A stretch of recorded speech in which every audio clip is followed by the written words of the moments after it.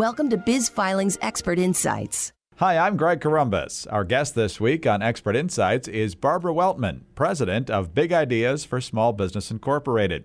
One of Barbara's many areas of expertise is helping business owners navigate tax law and prepare for tax season. She's here today to explain what business owners ought to be considering on this front in the final weeks of 2020. And you can find a lot of her thoughts also in the latest edition of J.K. Lasser's Small Business Taxes, the 2021 edition. And Barbara, thanks so much for being with us. It's my pleasure. Well, some things need to be priorities every year, of course, when it comes to tax preparation, and some things may be unique to this unique year. But let's start with your tax advice on a topic that should be top of mind pretty much all the time, and that's knowing your numbers. What numbers in particular are you referring to, and how do you make sure you stay on top of them? Well, you want to know your numbers year to date. So, in other words, are you in a profit or a loss situation? For 2020, many businesses, unfortunately, are in a loss situation.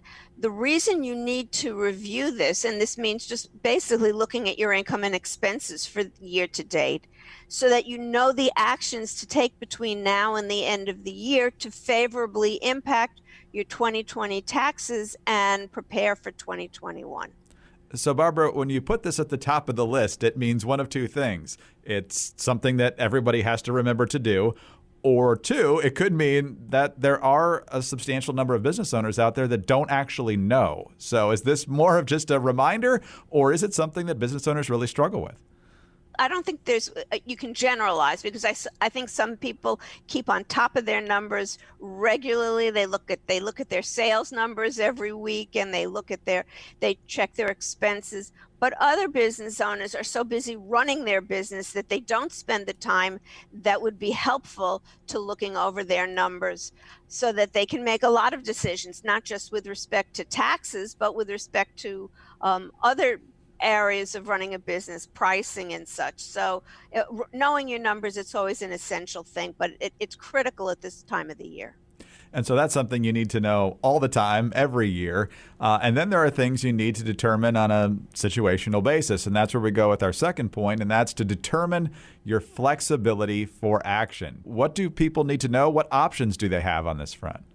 If you report your income and expenses on the cash basis, which most small businesses do, then you have a lot of flexibility on timing the reporting of income and expenses for the year. And what I mean by this is you can take actions between now and the end of the year so that you can know whether you want to report the income in 2020 or defer it to 2021. Now, standard year-end strategy suggests defer income, accelerate deductions. In other words, push the income to the next year if you can, or bring the expenses forward if you can. But this isn't a usual year. And so it might not be a good idea, for example, to work that you perform late in the year. Don't send out a bill until late in the year, and then you don't get paid until next year. But that might not be a good thing if you expect 2020 to be a lower tax year than the coming year, because if you defer the income, it's going to be taxed higher next year. What's more, you may just need the cash now. You have cash flow issues and you want to get the money as soon as possible. And another point, many customers are having financial difficulties. So if there's any question about collection ability, whether you're going to be able to collect on the invoices you submit, I think don't try to defer your income. Get paid as soon as possible.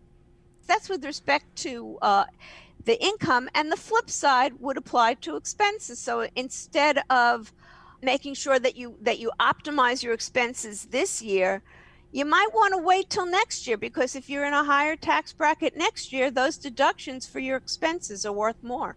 Let's talk about another thing that happens just about every year, but may have some new wrinkles as a result of what we've been through here in 2020, and that's last-minute actions, things you can do at the end of the year, charitable donations and bonuses and that sort of thing. So what are the options, and how big of a difference do they make on the tax side?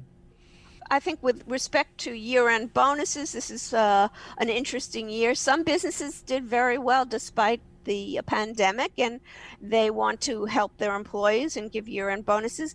Other businesses may have just made it through, but they want to reward loyal employees who stuck with them through the pandemic. So year-end bonuses decide how much to pay, and factor in employment taxes on those benefits, on those bonuses rather. So that's one thing. Also, if you have a retirement plan, you probably want to make your contributions, or if you don't have a retirement plan yet in place for 2020, this is a great time to set one up, because there's a higher, there always was a tax credit for setting up a retirement plan, but they greatly increased the amount of the credit that you can take, up to $5,000 per year for up to 5 years, to cover the administrative costs of starting a retirement plan if you don't have one already. And a second credit, which can be taken in addition if you adopt an automatic enrollment plans, a 401k where employees are automatically enrolled and make salary contributions unless they opt out. So that's something to consider. And again, this year, charitable contributions, businesses are always charitable, especially for causes in their local communities. And there are some new tax rules under the CARES Act to enhance the deductibility. So check those out. For example, there's an increased write-off for donations of food inventory, for cash donations. So those might be opportunities to take advantage of last minute. We're talking with Barbara Weltman. She is the president of Big Ideas for Small Business, Inc., and you can find her latest tax advice in J.K. Lasser's Small Business Taxes 2021. And Barbara, you just mentioned the CARES Act, and so part of that, of course, is the Paycheck Protection Program. And so for those with PPP loans, how does that complicate or change, at least, how they approach tax season right now? Well, I'm glad that you used the word complicate, because that's really where we are right now. The one thing that we do know is right now we're in the application process for loan forgiveness. In other words, if you have spent at least 60% on payroll costs, you may qualify for loan forgiveness. And the application process is underway, where you submit one of 3 forms to your lender to request loan forgiveness. The lender reviews it, then the lender goes to the SBA, and then you get loan approval. This is all going to take some time, so we probably won't know about loan forgiveness until next year. But with that said, look, when you get loan proceeds, they're not taxable to you. And the CARES Act specifically said that if you get loan forgiveness, you're not going to be taxed on that, even though usually cancellation of debt is taxable income. So that's what we do know. But one of the things that's a little unclear is that the IRS had ruled earlier that any expenses covered by the loan forgiveness, your payroll, your rent, your utilities and such, are not going to be deductible. And with that said, Congress is considering a measure that would allow deductibility. So you'd get loan forgiveness and deductibility, but we don't know that now. Hopefully we'll have an answer before you have to file your tax return. Let's move on the list now to revising the final estimated tax payment. What sort of revisions are on the table, and how much of a difference could those make? Well, I think just to point out that C corporations pay their final on calendar year, pay their final installment on December 15th, and owners of pass-through entities pay their personal estimated taxes January 15, 2021. It's the last installment for 2020 taxes. And so I circle back to the first point that we talked about knowing your numbers. Review your situation and the estimated taxes that you've paid so far. Why make additional payments that you don't need to make? If you do, you're going to have to wait to file your return to get the refund. So it's a great opportunity to minimize your cash flow here if you don't have to make those payments. But then again, if you've been profitable and you need to continue to make those payments to avoid underpayment penalties. Lastly, Barbara, preparing for 2021. It seems like this year has taken an awfully long time, but the new year is now less than 2 months away. So what is on the checklist? Without having everybody's head spin, I know mine is just thinking about getting through 2020. It seems like it's challenging enough. How can we even think ahead? But unfortunately, we really need to for a number of reasons. First of all, within a month, we're going to have to be issuing W-2s to our employees and 1099s to independent contractors who worked for us. This year, there's a new 1099 for independent contractors, 1099 NEC.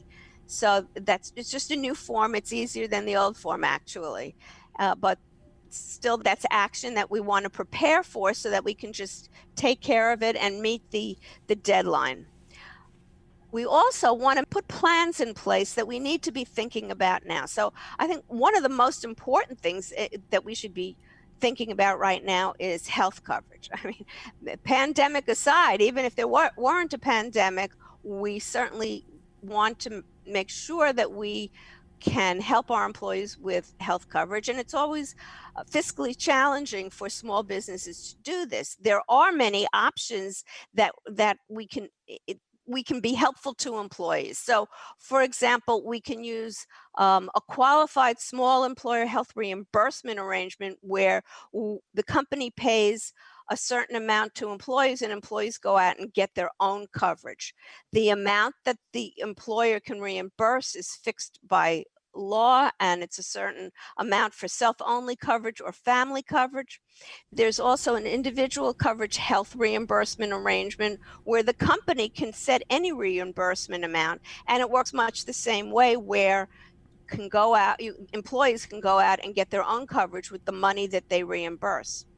What's more, most of the reimbursement probably won't cover the entire premiums for employees, so companies can help their employees by setting up a cafeteria plan to enable employees to pay their share of premiums on a pre-tax basis. So this is something that you want to set up now so you're good to go on January 1. Another area is retirement plans, again, putting in place 401ks or other plans that are going to require salary reduction contributions by employees, giving employees the notice requirements they need now so they can make their decisions on how much they're going to contribute for the coming year and whether they want to join these plans or not, and what you're going to pay going forward. I think average salary raises going forward, it's definitely under 3% nationwide, but it changes a little by industry. So you want to just think about, are you still paying competitive wages with for your employees, and just think ahead about everything that you need to address for the coming year so that you put all of these plans in place, you understand all of the tax ramifications, because it's really the after-tax cost that hits your pocketbook. A lot to keep in mind, but having your advice and your plan for how to best address this tax season certainly makes things a lot easier. Barbara, thank you very much for being with us today. Oh, it's my pleasure. Barbara Weltman is president of Big Ideas for Small Business Incorporated. You can find more at bigideasforsmallbusiness.com. She's a longtime business tax expert, and you can find her latest insights in J.K. Lasser's Small Business Taxes 2021. I'm Greg Columbus, and for more information on this topic, please visit bizfilings.com. Biz Filings, a Wolters Kluwer company, has been incorporating businesses since 1996.